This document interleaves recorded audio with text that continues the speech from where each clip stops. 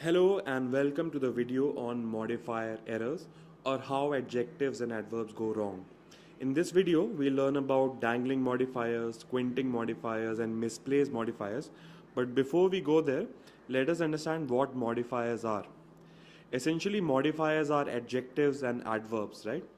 What is an adjective?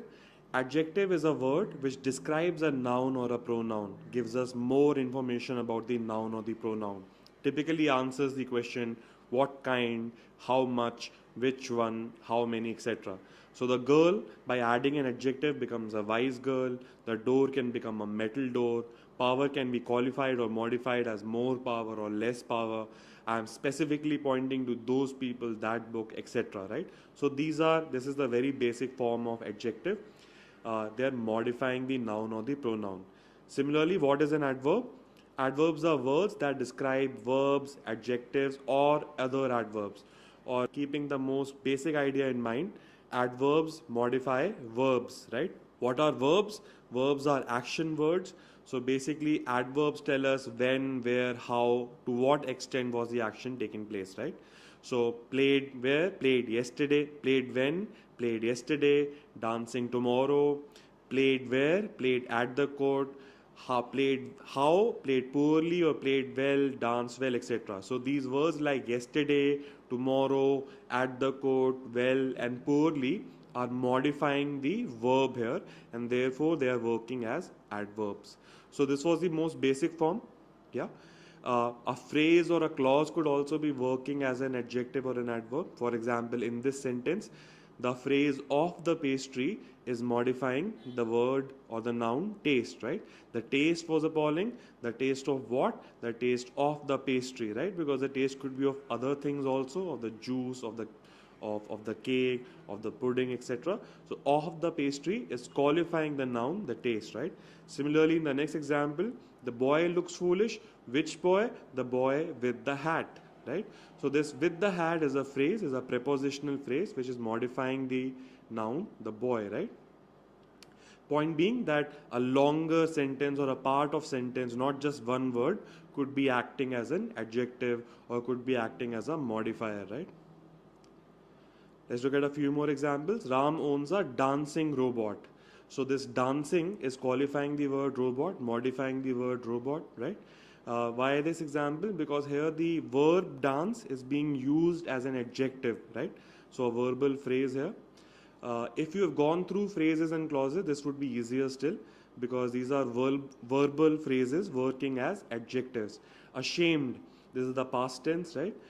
Ashamed is modifying the pronoun he. To become an astronaut, this is the infinitive form if you're familiar. If you're not, don't worry about it. Just focus on the fact that this to become an astronaut is giving us more information about Ram's dream. Therefore, it is working as a modifier or as an adjective, right? My brother, who is a doctor? This who is a doctor is giving me more information about my brother. The movie that we watched is giving me more information about the movie. So both these phrases are, or both these clauses are working as adjectives, right? Similarly, adverb, the story ended. Ending or the end is the verb. Ended how? Ended on a happy note. So this whole on a happy note is working as an adverb, for the verb end, right? So if you understand this now, then we can go into possible errors in the modifier. And the first category of error is dangling modifier, right? Now we know what modifiers are. Modifiers are adjectives or adverbs. And the meaning of the word dangling is hanging, loose in the air, not connected, not grounded, no anchor, something like that, right? So it is hanging, a modifier that is hanging in the air. It is not clearly connected to a noun, pronoun, verb, etc. In such a case, it would be known as a dangling modifier. For example, in this sentence, flying over the countryside is my modifier, right? Because something is flying over the countryside. But I do not know what that is. I mean, I can guess that someone was flying over the countryside. But if I look at the sentence, flying over the countryside, cars and houses. So if I connect the modifier to cars and houses, it would seem that the cars and houses were flying. But is that a possibility? Do cars and houses fly? So that could be the possible confusion in the interpretation of the sentence, and therefore there's a problem in this sentence, right? Because I do not know who is flying, right? And the incorrect interpretation could be that the cars and houses are flying. So basically my modifier is dangling. It is not anchored to its subject, right? So the correct form would be as we flew over the countryside, or as we were flying over the countryside. So now this flying over the countryside is clearly connected to we, right? So the modifier has a subject that it is operating upon, and everything is clear and connected, right? So this is the case of dangling modifier and how to fix it. Let's look at a few more examples. This rushing to finish the paper. Ask yourself, who is rushing to finish the paper? If I look at the sentence, it seems like Ram's printer is rushing. But do printers rush? The answer would be no, right? So again, there is a problem of a dangling modifier. This modifier rushing to finish the paper, I do not know what it is referring to. Of course, logically I know it must be referring to Ram, right? So let me fix that. My correct sentence would be, you can also do it by yourself, would be, as Ram was rushing to finish the paper, his printer broke, right? The same thing you can see in the remaining sentence. There is a possible confusion. Hungry. Who's hungry?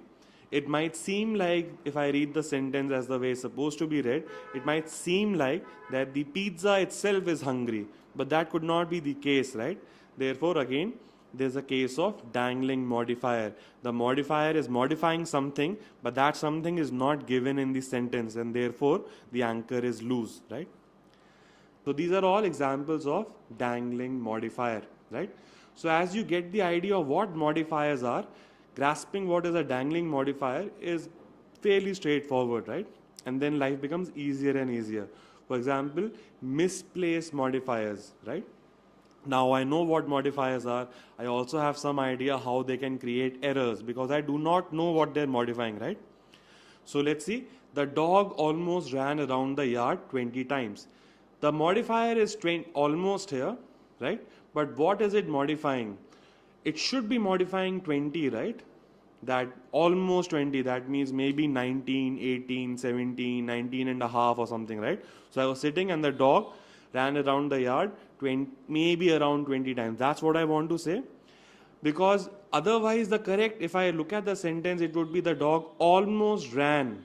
Maybe the dog did not run at all. He just got up and he almost ran, right? So that is the problem here. If I look at the sentence, it can be interpreted as the dog almost ran, though the meaning that I might want to convey is that it ran almost 20 times, right? So the correct answer for this would be, I moved the modifier almost closer to what it is supposed to modify, and my error goes away. The dog ran around the yard almost 20 times, maybe 19 times, 19 and a half times.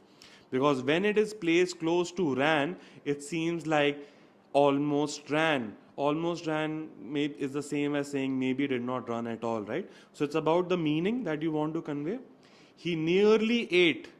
Maybe he was on a hunger strike, he never eats, and he nearly ate, right? He almost went close to eating.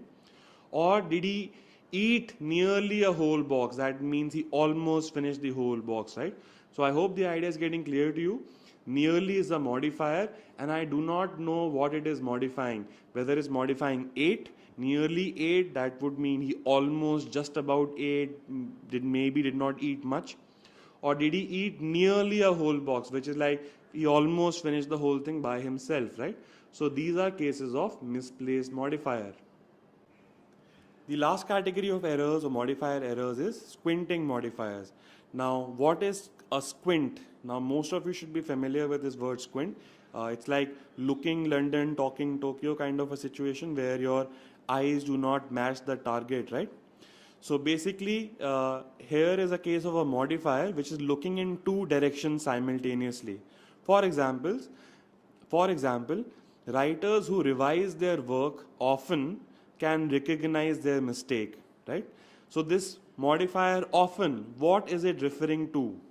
Is it referring to recognize their mistake? They often recognize their mistake, or is it referring to often revise their work, right? So in the sentence, it is not very clear to me, and both meanings could be possibly okay. So I have to choose, or I have to know more about the sentence and then fix it, right?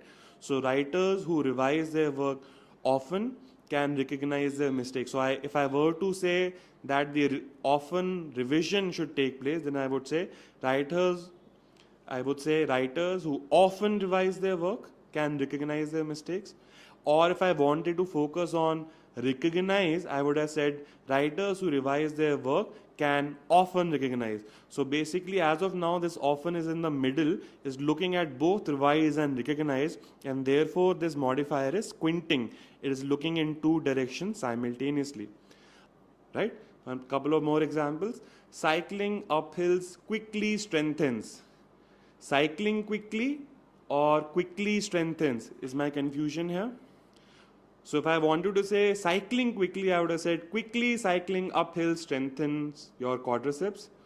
And if I wanted to say strengthening, the strengthening is happening quickly, I would have said cycling uphills strengthens your quadriceps quickly, right? The last one I leave to you. Clearly, taking a moment to think clearly improves your chance. Whether clearly improves your chance or to think clearly, right? I'm not very clear about what this clearly is modifying.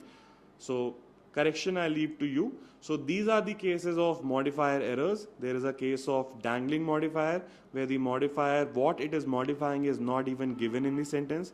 There is a case of misplaced modifier where the modifier is not close to the thing that is supposed to modify and maybe is closer to the other thing. And there is a case of squinting modifier where the modifier is equally looking at two things and therefore creating a confusion in the sentence, right?